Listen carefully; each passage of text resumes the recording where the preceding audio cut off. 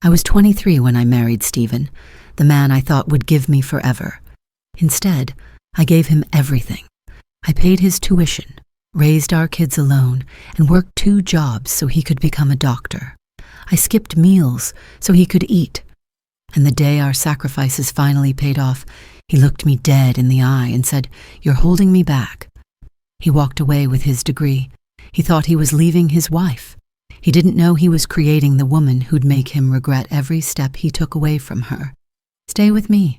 This one's worth hearing. If you've ever trusted someone who almost ruined your life, stay till the end. Leave a comment below and let me know where in the world you're watching from. And please hit that like button for me right now and subscribe to my channel. We're building a community of people who know it's never too late to heal and find the truth. Now, back to my story. I remember the exact minute it happened because the kitchen clock ticked loud enough to break my heart. He said it so simply, like it was nothing.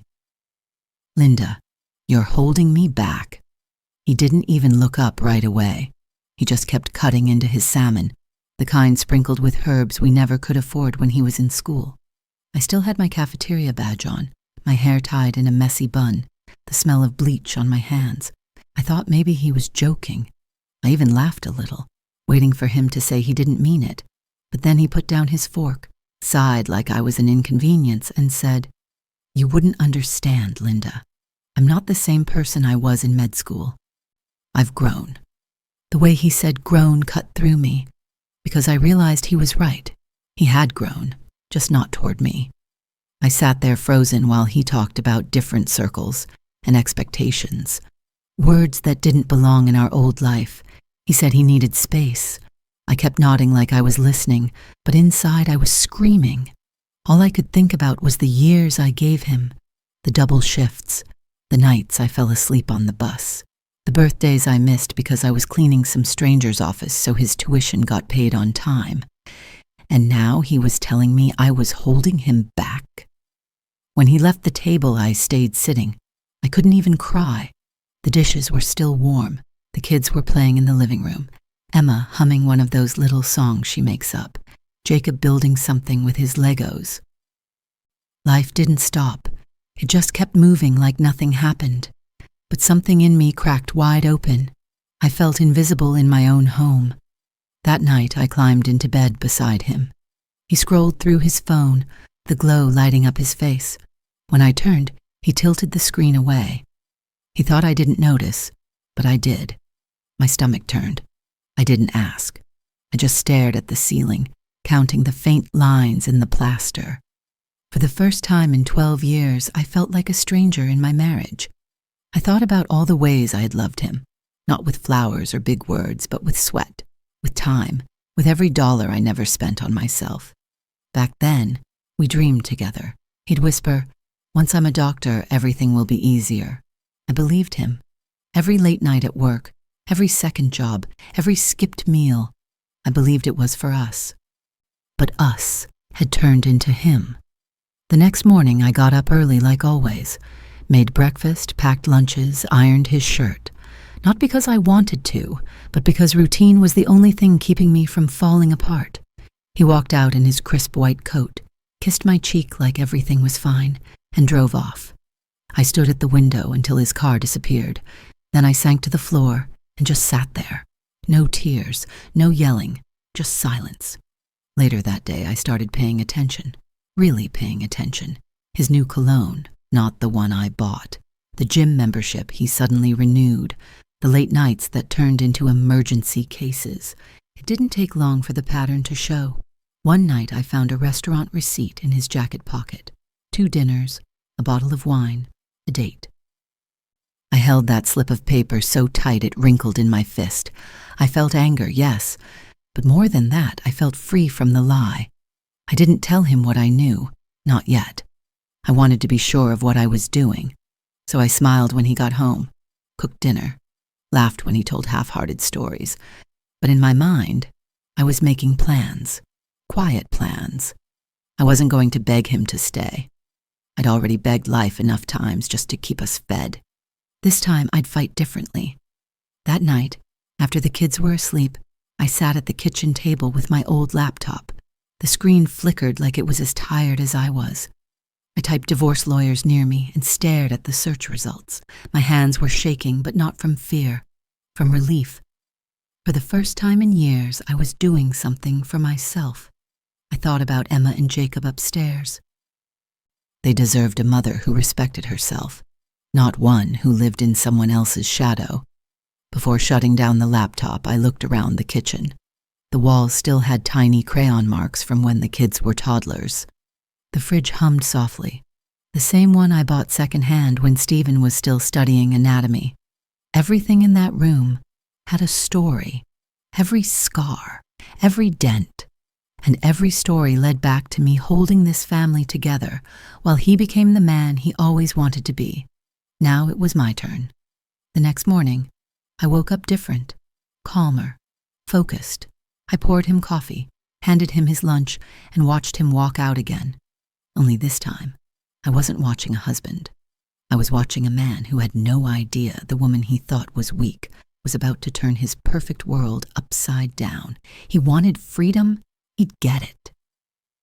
But not without paying for every single sacrifice he ever forgot. It's funny how love stories start so simple. You never think they'll end with lawyers and paperwork. You just fall in love and believe it's forever. I met Stephen at a community picnic in the summer after college. I was 23, full of energy, working part-time as a waitress while saving to go back to school for nursing.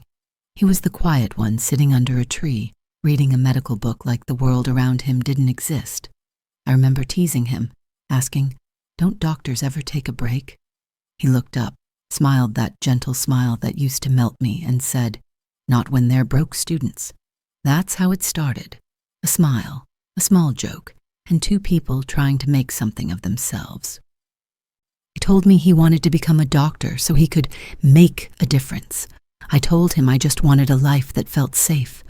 We talked for hours that day about dreams, music, our families, and somehow by evening I knew I wanted to see him again.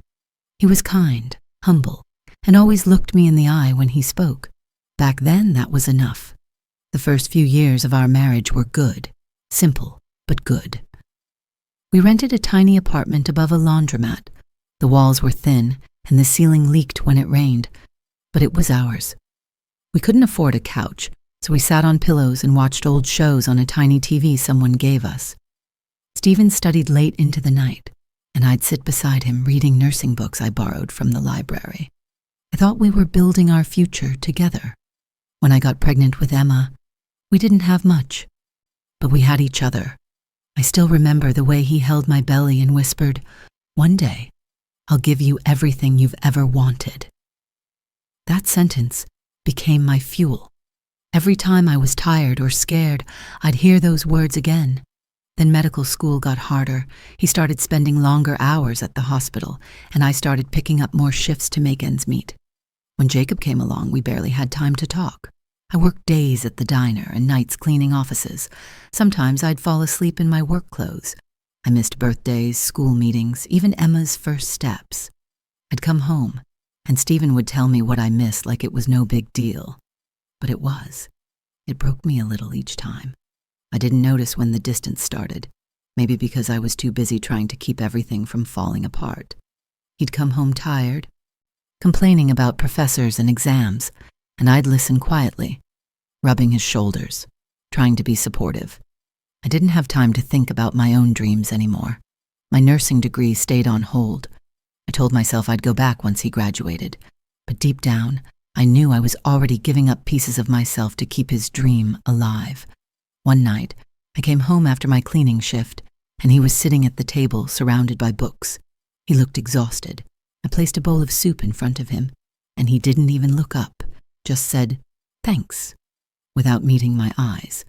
I remember standing there staring at the back of his head and realizing we hadn't really talked in weeks. I wanted to ask if he was okay. I wanted to tell him I missed him. But the words got stuck somewhere between my throat and my heart. So instead, I said, "You'll make it. Stephen, I believe in you." He looked up then and smiled, that old warm smile. "I know you do, Linda. You're my rock." And I believed him. Years passed like that. Work, kids, study, sleep. Sometimes I'd see other families at the park, the moms laughing, the dads pushing strollers, and I'd wonder if I'd missed something. But then I'd remember the promise. Once I'm a doctor, everything will be easier. When he finally graduated, I cried like a baby. I stood in the crowd holding the kids, clapping so hard my palms hurt. He walked across that stage, tall and proud, and for a moment, I felt like we both won. We took a photo, me, in my simple dress, holding the kids, him, in his gown and cap. That picture stayed on the fridge for years. Every time I saw it, I thought, it was all worth it. He got a residency soon after. The money was still tight, but we managed. We moved into a slightly bigger apartment. He started working long shifts, and I took fewer jobs so I could be home more for the kids. I thought maybe we'd finally have time to just live. But something changed in him after that. The warmth started to fade. He became sharper, distant, always chasing something. Respect, approval, status. I don't know. One night I asked him if he was happy. He said, "Not yet, but I'm getting there." And I thought, what about us? Aren't we part of there? Looking back now, I think the man I met under that tree died somewhere along the way. He was replaced by someone who cared more about how things looked than how they felt. But at the time, I couldn't see that. I was too deep in love, too invested, too proud of what we'd built to admit it was falling apart. So I kept pushing forward. I kept believing. I told myself once he became a full doctor, once the loans were paid, once life settled, when he'd come back to me. But he didn't. Every time he moved a step higher, I became smaller in his world. If I could talk to that 23-year-old version of me now, I'd tell her to keep a little dream for herself, to not give it all away, no matter how much she loves someone. Because one day, that same person might look you in the eye, the way Stephen looked at me that night, and tell you that you're holding them back. And by then, you'll realize you've been holding them up all along. When Stephen finally became a doctor, it was supposed to be the start of our new life. That's what we used to say. Once I make it, everything will change. And it did, just not in the way I thought. I remember the morning his first paycheck came in. He stood by the mirror adjusting his tie, the smile on his face wide and proud. I was so happy for him. I made pancakes for breakfast.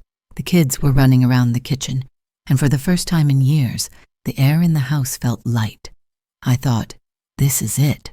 We finally made it out of the struggle. He kissed my forehead and said, "You don't have to work anymore, Linda. I'll take care of everything now." And I believed him. I quit one of my jobs that same week. I thought maybe, just maybe, I could rest. But soon, I realized taking care of everything didn't include me. The money started changing things slowly. New clothes for him, new habits, new friends. He began talking about people I'd never met, dinner invitations I wasn't included in, parties I wasn't ready for. He said I wouldn't fit in, that the women there were different, classier. He didn't say it to be cruel. He said it the way someone talks about the weather, as if it were just a fact. I stopped trying to argue. Instead, I'd just nod and tell him to enjoy himself. He'd leave dressed in a crisp suit, smelling like cologne I hadn't bought, and come back long after midnight. One night, I stayed up waiting for him. When he finally came home, I asked if everything was okay. He said, "You wouldn't understand, Linda. It's just work stuff." I wanted to ask more, but his tone told me not to. So I just whispered, "Okay." That one word, "okay," became the most painful thing I ever said. Our home felt quieter after that. He stopped noticing the little things, the dinners I made, the way I folded his shirts, the way Emma waited up to show him her drawings. When he did speak, it was about bills, meetings, new cars, hospital politics. The warmth we once had was gone. I used to sit at the kitchen table long after everyone was asleep, staring at the empty chair across from me. I'd wonder when it all shifted, when the man who used to hold my hand in crowded places started walking ahead, like he didn't know me. Sometimes I'd think about how we used to share dreams. Now we barely shared sentences. The kids noticed too. Emma asked one night, "Mom, "Is Dad mad at us?" I smiled and said, "No, baby, he's just busy." But deep down, I knew he wasn't mad. He was gone, just not physically. His career kept rising. Every promotion made him colder. He started caring more about appearances, the right house, the right friends, the right wife. One afternoon, he said, "You should take some classes or something. Maybe work on, improving yourself." I stared at him. "Improving myself?" He said it so casually, like I was some project that had fallen behind schedule. I wanted to remind him that I gave up my own education so he could chase his, that I worked double shifts while pregnant so he could study. But I didn't. I just nodded again and said, "Okay." After that, I went into the bathroom, locked the door, and cried quietly into a towel, not because I was angry, but because I finally understood that love alone doesn't keep someone grateful. He started traveling for medical conferences. I stopped asking where. Every time he left, the house felt lighter. The kids and I would order pizza, watch movies, laugh again for a while. Then he'd come home, and the air would shift, like the walls knew how to go silent when he walked in. I kept pretending. I smiled when people said how lucky I was to have a doctor husband. I nodded when friends said they wished they had my life. None of them knew the truth. That my husband lived in the same house, but hadn't really seen me in years. One evening, I found a message on his tablet, a hotel confirmation in another city. He hadn't told me he was leaving. I didn't confront him. I just stared at the screen until my eyes blurred. That was the night something inside me finally settled. Not in anger, in acceptance. I realized he didn't love me anymore. Maybe he hadn't for a long time, but what he didn't know was that I wasn't the same woman who needed him either. After that, I stopped trying to make him see me. I stopped cooking his favorite meals. I stopped waiting by the window for his car lights. I started saving, quietly, every paycheck I got from my part-time job at the hospital cafeteria. I put a little away. It wasn't much, but it was mine. I even started reading again, old nursing textbooks from when I'd dreamed of being a nurse. And for the first time in years, I started imagining a life where my happiness didn't depend on him. I didn't tell anyone, not even my sister, but in my heart, I knew. When the time came, I'd be ready. The night he finally told me I was holding him back, it didn't break me. It confirmed what I'd known all along. He thought I was weak, but he forgot who held everything together when he couldn't. He forgot that while he was building his dream, I was building something too, strength. And that strength was about to be the one thing he'd never see coming. After that night, something in me shifted for good. It wasn't anger anymore. It was calm, the kind of calm that comes after a storm, when everything's been destroyed and you finally stop pretending it can be saved. I woke up the next morning before sunrise, sat by the kitchen window with a cup of coffee, and just watched the light come in. The house was still, the kids asleep upstairs, the sound of the clock soft and steady. For the first time in a long time, I didn't feel trapped. I felt ready. Stephen was still asleep when I left for work that morning. I looked at him one last time, lying there so peacefully, like he hadn't just shattered our entire life. And I realized something. He'd moved on emotionally long ago. He just hadn't told me yet. And that was fine, because I had my own plan now. That week, during my lunch break at the hospital cafeteria, I searched online for divorce lawyers. I felt silly at first, like I was doing something wrong. But when I typed reimbursement alimony and started reading stories of women who supported their husbands through school, something inside me steadied. I wasn't crazy. I wasn't greedy. I was owed. 12 years of my life had gone into building him. Every degree, every paycheck, every night he got to sleep while I worked, that had a cost. I didn't tell anyone what I was doing, not my friends, not my family. I just made an appointment and told Stephen I had an extra shift that day. It was the first real lie I'd told him in years, and I didn't even feel guilty. The lawyer's office was small, but warm. Her name was Mrs. Harris, a woman in her late 50s with kind eyes and a sharp mind. She listened quietly as I told her everything, from how we met, to how I worked 2 jobs while he studied, to how he said I was holding him back. When I finished, she leaned forward and said, "You've been more than a wife, Linda. You've been an investor. And now it's time to collect what's yours." Those words stayed with me. I went home that day with a new kind of strength in my chest. It wasn't the kind you show. It was the kind you hide. Stephen didn't notice anything different. He was too busy talking on the phone about a new car he wanted to buy.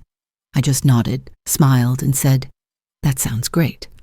Inside, I was counting every lie, every late night, every forgotten promise, not out of spite, but as proof of everything I'd survived. At night, after everyone was asleep, I'd sit by the dining table and make lists, things we owned, bank accounts, his hospital schedule. I'd quietly print bank statements from the home computer and keep them in a folder tucked behind the cleaning supplies under the sink. He never looked there.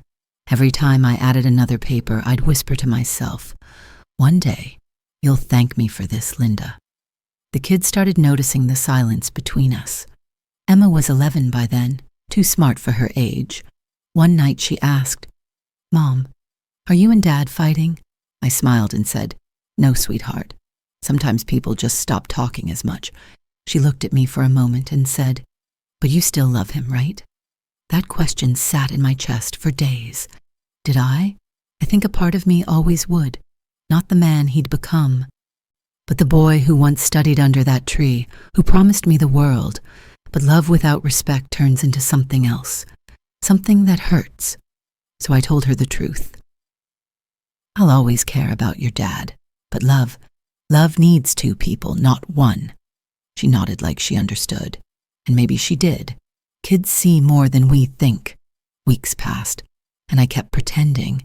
He still came home late, still avoided my eyes, still made comments that stung, like, "You wouldn't understand how stressful my job is," or "You're lucky you don't have to deal with what I do."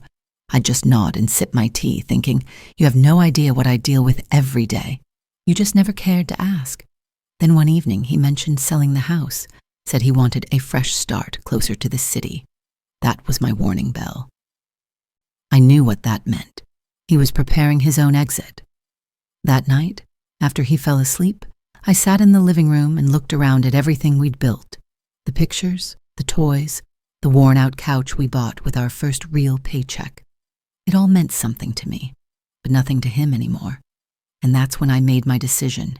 If he wanted a new life, he'd get it. But I'd make sure he paid for every piece of the old one first. I went to my next appointment with Mrs. Harris, and this time I didn't cry. I told her exactly what I wanted: custody, the house, and compensation for every year I carried him. She smiled, took a deep breath, and said, "Good, let's begin." When I walked out of her office that day, the air felt different, lighter, colder.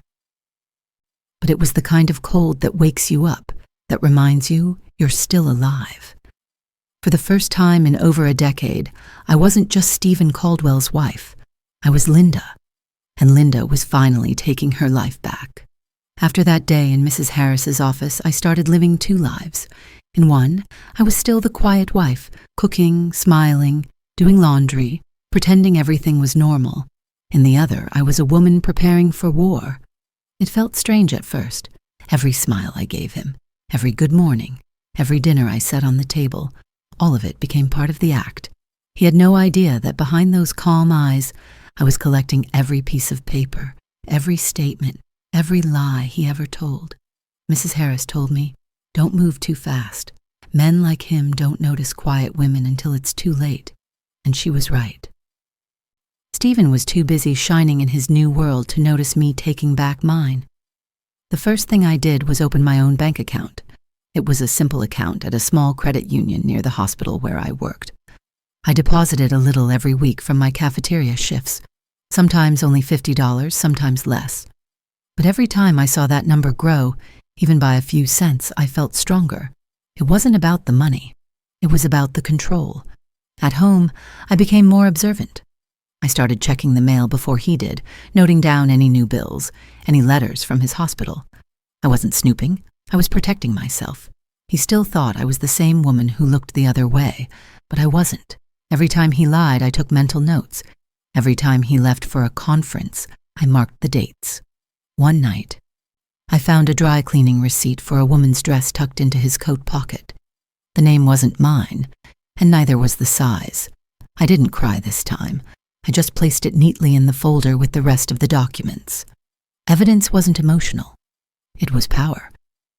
Meanwhile, I started focusing on myself again. It felt awkward at first, doing things just for me. I'd forgotten how. I began taking short walks after work, just to clear my head. I enrolled in a night class for medical assistants. It wasn't nursing yet, but it was a start. The first time I held a textbook again, I almost cried. It felt like holding a piece of the woman I used to be before everything revolved around him. At work, people noticed. One of my co-workers, Denise, said, "You seem lighter lately, Linda, happier." I smiled and said, "I'm learning to breathe again." She didn't need to know the details, just that I was finally choosing myself. At home, I played it calm. Stephen didn't notice anything, not the extra books in my bag, not the nights I came home a little later. He was too busy on his phone or at his work dinners.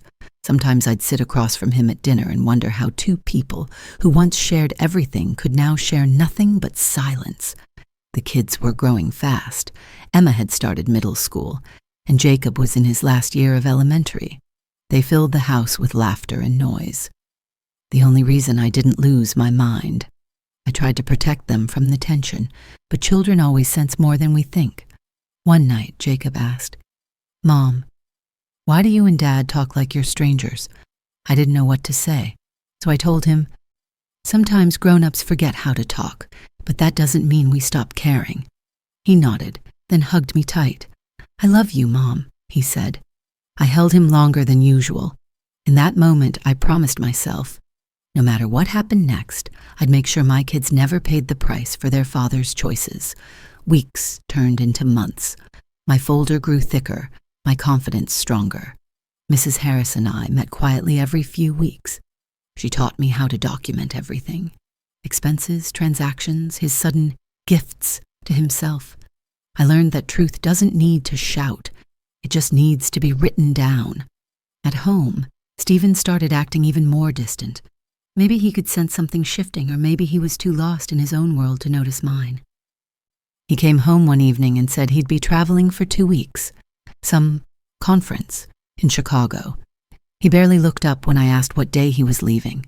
I smiled and said, "That's fine. I'll take care of everything here." And I meant it, because soon he wouldn't have to worry about this house, or the bills, or even me. I'd take care of it all, just not the way he expected. When he left, I sat in our bedroom and opened the folder one last time. Bank statements, receipts, copies of his work contracts, photos of the life I'd built and he'd abandoned. It wasn't anger that filled me. It was peace. I had spent 12 years holding him up. Now, I was finally learning to stand on my own. As I closed the folder, I whispered, "One more step, Linda. Just one more." The next one would be the hardest, telling him it was over. But I wasn't the same woman who used to beg for love. I was the woman who learned that silence can be the loudest answer of all. He came home 2 days earlier than he said he would. I was standing at the sink rinsing dishes when I heard the door open. My heart jumped, not out of love, but because I hadn't expected him yet. He walked in wearing that long black coat I once thought made him look powerful. Now it just looked heavy, like everything about him. He said, "Flight got in early." No hug, no kiss, just those 3 words. I dried my hands and smiled. "Welcome back." He didn't notice that my voice didn't shake this time. The next morning I woke before him. I'd already decided today would be the day. The papers were sitting in my bag, tucked inside a brown envelope. I'd spent weeks going over them with Mrs. Harris, line by line. Custody, support, reimbursement, the house, it was all there. Every detail of 12 years of my life written in black and white. I made breakfast for the kids like it was any other day. Pancakes, orange juice, laughter in the kitchen. Stephen sat at the table scrolling through his phone, half listening to Jacob's story about school. I looked at him carefully, studying his face. He looked tired, older somehow, but not in a way that made me feel pity, just distance. When the kids left for school, the house went quiet. He poured himself more coffee and said, "We need to talk." Funny, so did I. He started first. "Linda, I think it's time we faced it. We're not working anymore." His words were calm, rehearsed. He must have practiced them on the flight. I let him talk. He said things like different directions and you deserve someone who appreciates you. I almost laughed at that. I'd spent half my life appreciating him enough for both of us. When he finished, I reached into my bag, took out the envelope, and slid it across the table. He looked at it, confused. "What's this?" "Divorce papers," I said softly. "I've already signed them." He froze. For a moment, he didn't speak. Then he gave a short, bitter laugh. "You're serious?" I nodded. "Completely." He opened the envelope, skimmed through the pages, and I watched the color drain from his face as he reached the sections about the house, the kids, and the alimony. He looked up, eyes sharp. "You can't be serious with these numbers." "I am," I said. "It's fair, Stephen. It's what I gave you, time, money, years. You don't get to rewrite history." He tried to argue, raising his voice for the first time. "You're doing this out of spite." I stayed calm. "No, I'm doing this because I finally learned my worth." That sentence stopped him. For once, he didn't have an answer. I think part of him still believed I'd crumble, that I'd cry or beg. But I didn't. I just stood up, cleared the coffee mugs, and said, "Mrs. Harris will contact your lawyer. You can go through her from now on." He followed me into the hallway, still angry, but his voice cracked a little when he said, "Linda, after everything, this is how you repay me." I turned and looked him right in the eye. "No, Stephen, this is me collecting what I already paid for." He left the house that afternoon without another word. I watched from the window as his car pulled out of the driveway. The kids came home later asking where Dad was, and I told them he was staying somewhere else for a while. They didn't ask many questions. Kids know when things are done. That night, the house was quiet, but it didn't feel empty. For once, the silence didn't hurt. It healed. I made tea, sat on the couch, and looked around. Everything felt different, like I could finally breathe in my own space. I thought I'd cry. I didn't. I just sat there, sipping my tea, feeling peace spread through me. 12 years of sacrifice, heartbreak, and quiet endurance, and I'd finally taken my life back with a single envelope. Tomorrow there would be paperwork, meetings, explanations. But tonight was mine, and for the first time in years, I wasn't afraid of tomorrow. The next few weeks were a blur of calls and papers. Stephen didn't say a word to me after that morning, but his lawyer did. Letters came in thick envelopes, arguments, numbers, demands. He wanted to contest everything, the house, the alimony, even the custody agreement. At first I panicked. My hands shook every time I saw a new envelope in the mail. But then I'd remind myself, "You prepared for this, Linda." I'd sit at the kitchen table, open the letter slowly, read every word, and underline the lies. It was like watching him try to erase everything he'd done, everything I'd given. But I had the proof. I had Mrs. Harris. And most of all, I had peace on my side. When we finally stood across from each other in the mediation room, he wouldn't meet my eyes. He looked smaller somehow. Maybe it was the suit, too tight, too perfect. Or maybe it was because for the first time he wasn't in control. And his lawyer did most of the talking, using words like overstated contribution and emotional exaggeration. I sat there quietly, hands folded, listening. When it was my turn, I didn't raise my voice. I just said, "I worked 2 jobs for 12 years while he studied. Every bill, every meal, every rent payment came from me. He got to chase his dream, 'cause I paused mine." The room went silent after that. Even his lawyer looked down at his notes. After the meeting, Stephen followed me out to the parking lot. "You really want to ruin me, don't you?" he said, his voice sharp but trembling. I turned to him, calm. No, Stephen, I want you to remember who helped you build the life you're so desperate to protect.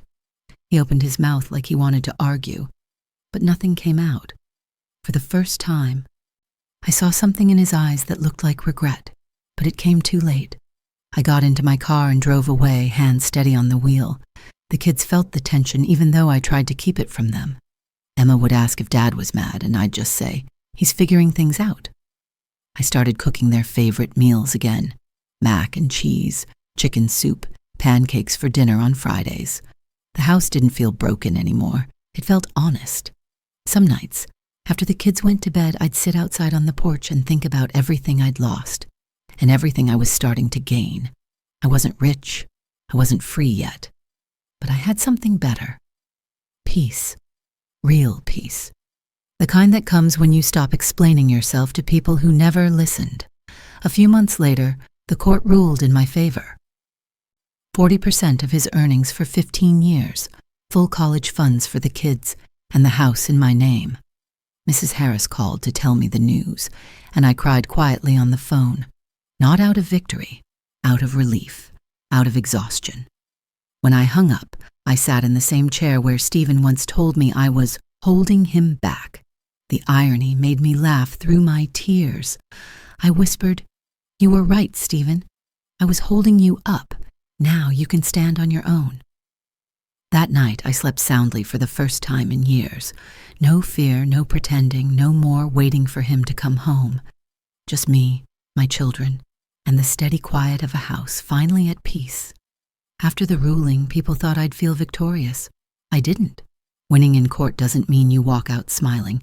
It means you finally stop bleeding. It means you start learning how to breathe again in the silence that follows the fight. For a long time, I didn't know what to do with myself. My days had always revolved around Stephen, his meals, his schedule, his moods. Suddenly, it was just me and the kids.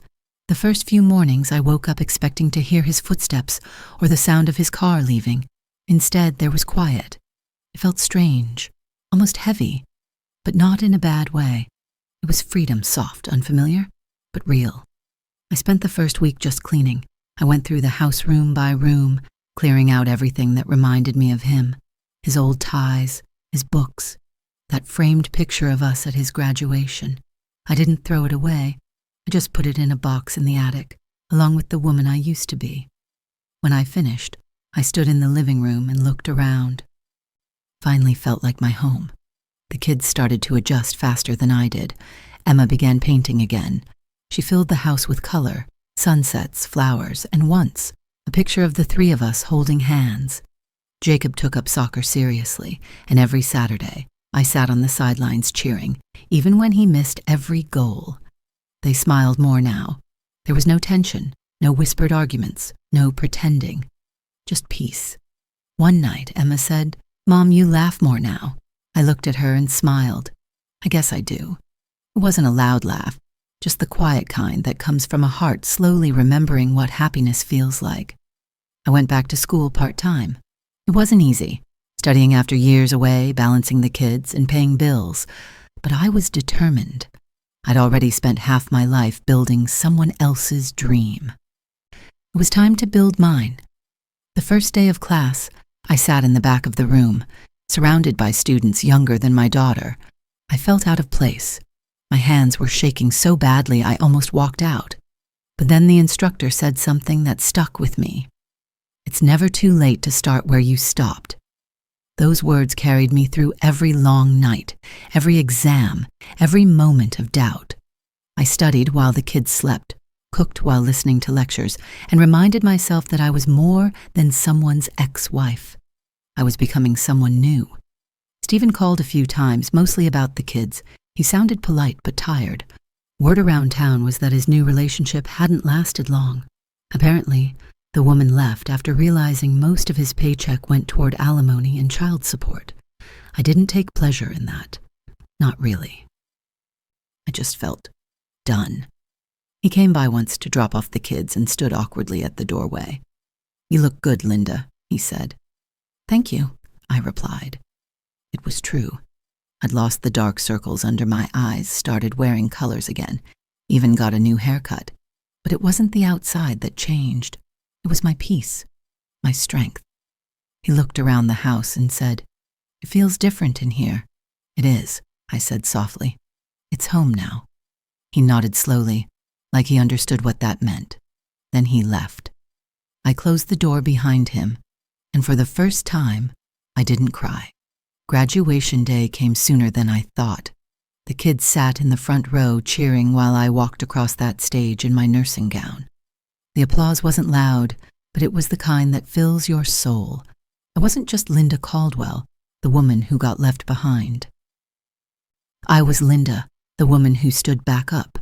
When we got home that evening, Emma handed me a card she made herself. Inside, she had written, "Mom, thank you for showing me what strength looks like." I held her close and whispered, "You're the reason I found it." That night, after they went to bed, I sat on the porch with a cup of tea looking up at the stars. For the first time in years, I didn't feel like a shadow. I felt like a whole person again. I didn't know what the future held. Maybe new love, maybe just peace, but I knew one thing for sure. I would never lose myself for someone else again. The woman who once lived her life for others was gone. The woman sitting here now had finally learned to live for herself. It was months after my graduation when I saw him again. I was coming out of the hospital after my shift, still in my scrubs, hair tied back, exhausted but happy. The sun was setting, that soft golden kind of light that makes even the parking lot look beautiful. And there he was, Stephen, standing beside his car, looking unsure, like he didn't know if he should call my name or just walk away. For a second, I froze. Not because I missed him, but because of how different he looked. He wasn't the confident man I remembered, the one who walked into rooms certain the world would bend for him. His shoulders looked heavy, his eyes tired. There were lines on his face that hadn't been there before. "Linda," he said softly, "can we talk?" I almost said no, but something in his voice sounded small, human. So I nodded. We sat on a bench near the hospital entrance, the same spot where I'd eaten lunch 100 times.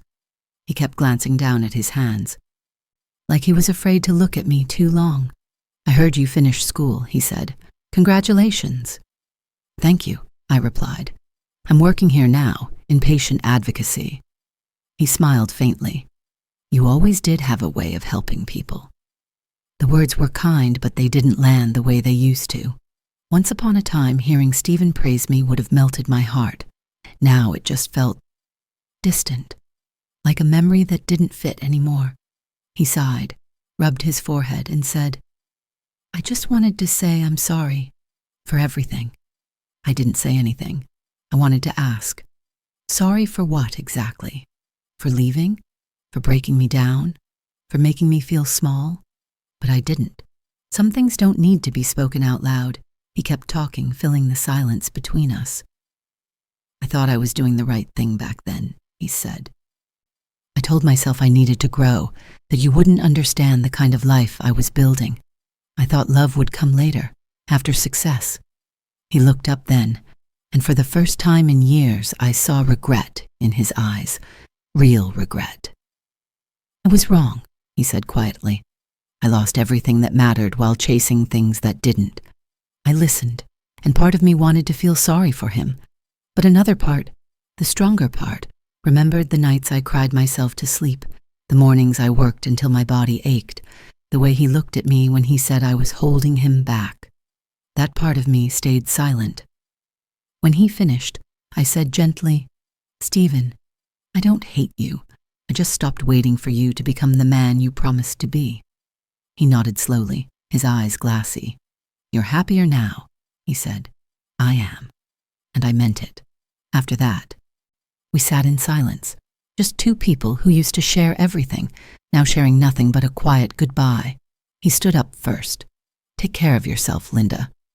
"You too," and I said. As he walked away, I didn't feel victory or bitterness. I felt closure, the kind that doesn't come from winning or revenge, but from finally letting go of someone who doesn't live in your heart anymore. Driving home that evening, I passed the diner where I used to work. when he was still in school. The neon sign was still flickering, same as it had 12 years ago. Back then, I thought love meant sacrifice. Now I knew love meant peace. When I got home, Emma was at the table doing homework, and Jacob was watching TV. I hugged them both, maybe a little too tight. Emma laughed. "What's that for?" "Just for being here," I said. They didn't know what had happened that day. They didn't need to. All that mattered was that our life, our real life, was still standing. That night, after they went to bed, I went out to the porch with a cup of tea, like I always did when I needed to think. The stars were out, soft and clear. I thought about the girl I used to be, the one who believed love meant losing yourself for someone else. She was gone now. In her place was a woman who had walked through fire and came out whole. Somewhere out there, Stephen was learning to live with his choices. Maybe he'd change. Maybe he wouldn't. But that wasn't my story anymore. Mine was just beginning. Morning came soft and quiet, the way I liked it now. The sun poured through the kitchen window, warm and golden, landing on the same table where I'd once sat crying over bills and broken promises. Only this time I was smiling. The smell of coffee filled the room, and the kids were rushing around getting ready for school. Life wasn't perfect, but it was peaceful. That was enough. After dropping them off, I drove to the hospital. Every day when I put on my badge, Linda Caldwell, patient advocate, I felt something I hadn't felt in years. Pride. Not the kind that comes from money or status, but the kind that comes from surviving what was meant to destroy you. My job was simple. Listen, comfort, help. But to me, it was everything.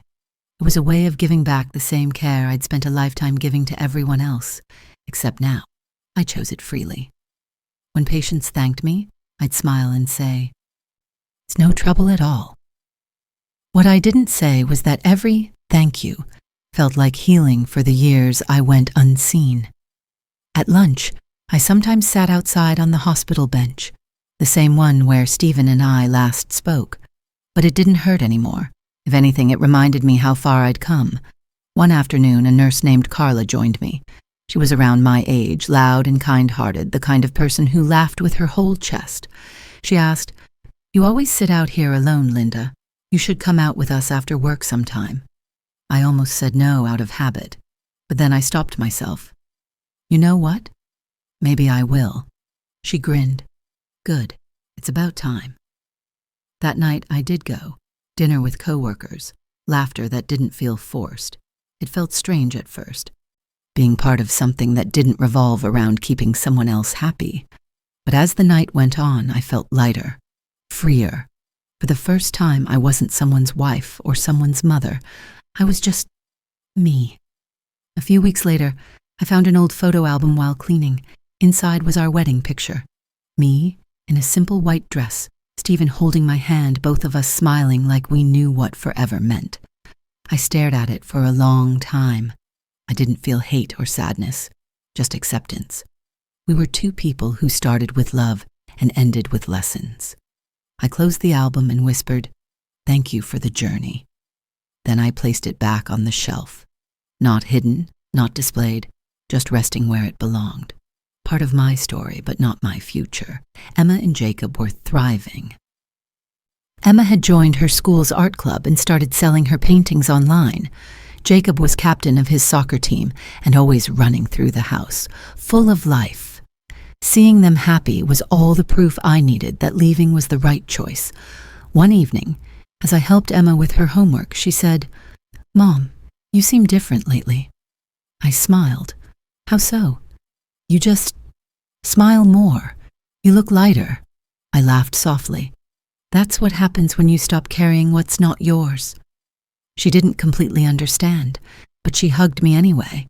Then came the day that truly made it all feel real. I was driving home after work when I passed the small restaurant where Stephen and I used to dream about eating when he made it big.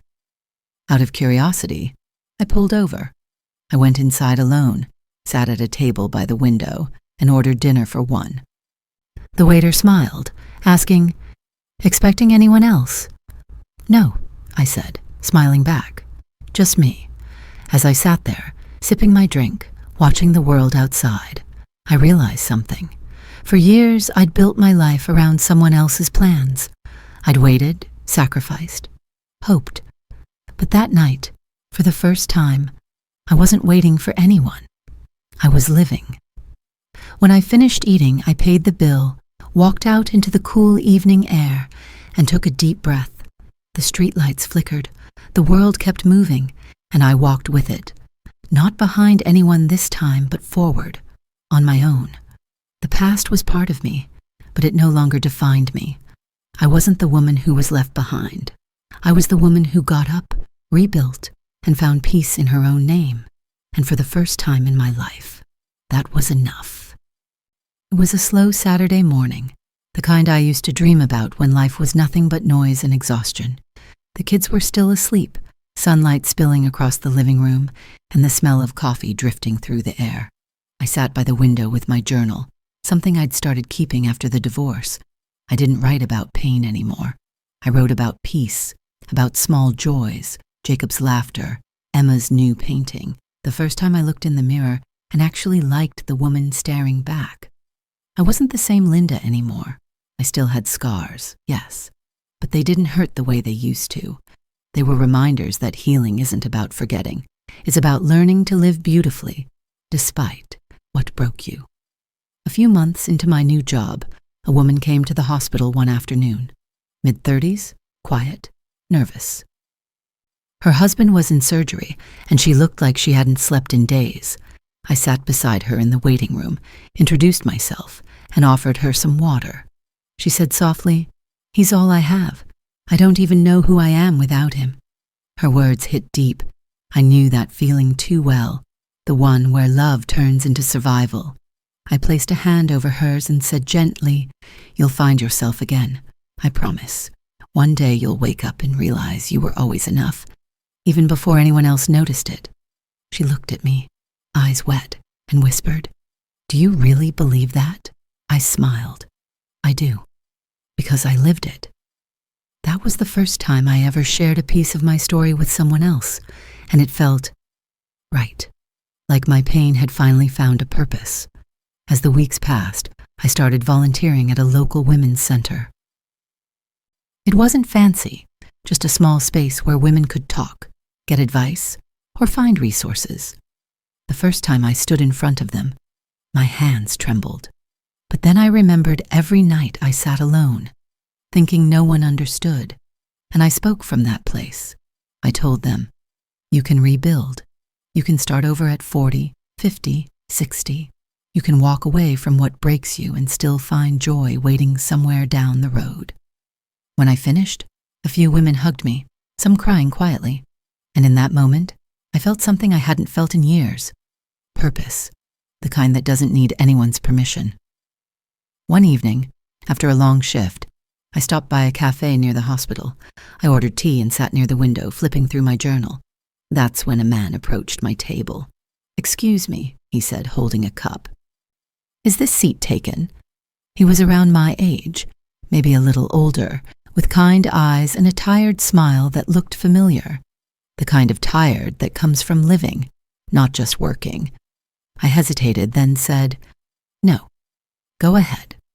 We talked for nearly an hour, about work, kids, life. His name was David, a widower, quiet, thoughtful. He didn't ask personal questions or talk about the past. He just listened. And for the first time in years, I realized how rare that was.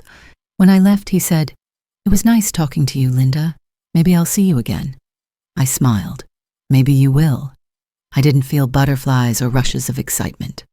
What I felt was peace, simple, steady peace. That night, I told Emma about the Women's Center. She looked at me proudly and said, "Mom, you're helping people now, just like you always wanted." Her words made me tear up, because she was right. In saving myself, I'd learned how to help others save themselves too. Before bed, I stood by the window, looking out at the quiet street. For years, I thought my story ended the day Stephen walked out. But now I knew that was just the middle, the messy, painful part before the healing began. I whispered to the night, Thank you for the lessons. I'm finally free.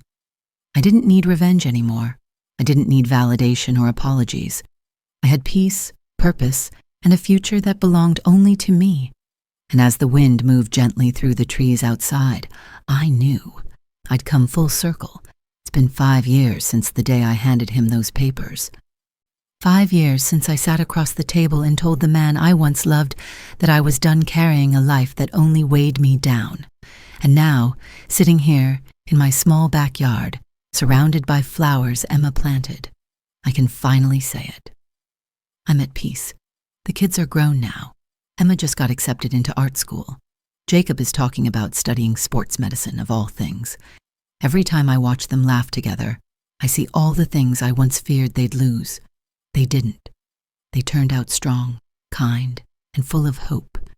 Maybe because they saw what it looks like when someone decides to stand up again after falling apart. Sometimes they still ask about their dad.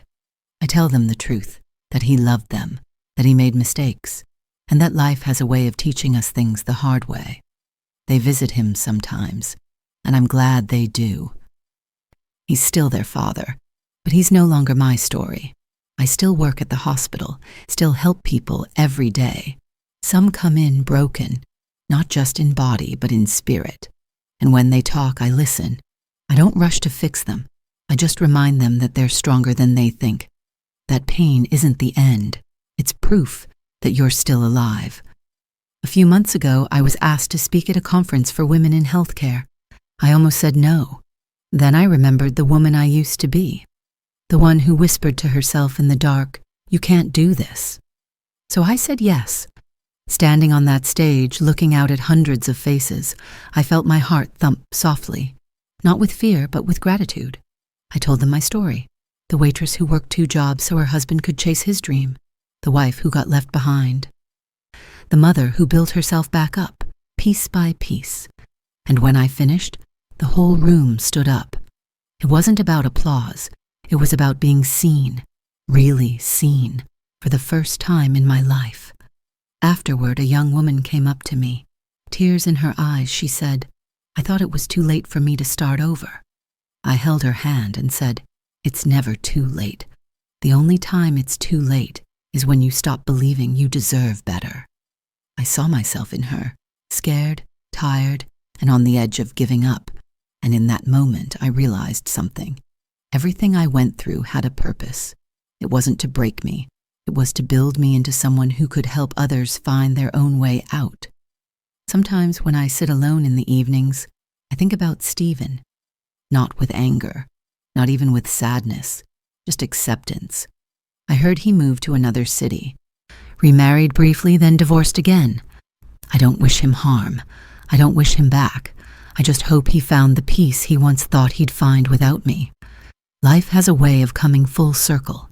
He taught me what it feels like to lose yourself, but he also taught me what it means to find your strength. And for that, I'm grateful. Tonight, as I finish writing this in my journal, the house is quiet again. But this kind of quiet isn't lonely anymore. It's comforting. It's mine. The moonlight spills across the floor, soft and silver. The kids are asleep upstairs, safe and loved. And I realize I'm no longer surviving. I'm living. If you had told that 23-year-old waitress that one day she'd stand here, not as someone's wife or shadow, but as a woman who rebuilt her own world, she would have laughed. But here I am, still standing, still smiling. To anyone who's been through heartbreak, betrayal, or loss, remember this: you are not broken. You are becoming. Every ending is just the beginning of a new kind of strength. Hold on, heal, and when you're ready, start again. Thank you for listening to my story. If it touched you, share it with someone who needs a little hope tonight. Because sometimes healing begins when we realize we're not alone.